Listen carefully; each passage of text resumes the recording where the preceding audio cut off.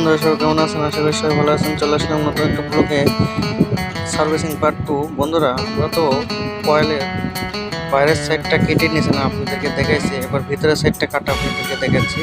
একটা সাইড কাটা দেখালে আপনারা বুঝতে পারবেন কেমনে এগুলো কয়েল আমরা কেটে থাকি বা রিপেয়ার করে থাকি। দেখুন, আমার কয়েলগুলো কিন্তু কাটা প্রায় কমপ্লিট হয়ে যাচ্ছে, কারণ সবগুলো কাটা দেখালে আপনারা ভিডিওটা লং হয়ে যাবে।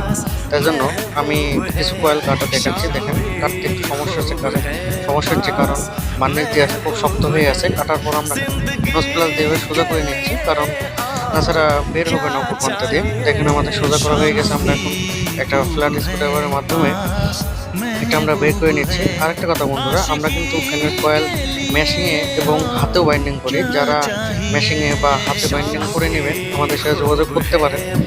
যারা যেরকম চাহিদা চায় সেরকমভাবে আমরা করে দিই। দেখেন, আমাদের কয়েলও খোলা শেষ, আর্নিসারটাও ফাঁকা করে নিয়েছি। আমরা এটা হচ্ছে মেশিনে বাইন্ডিং করব, কারণ এটা পারাপারি আছে।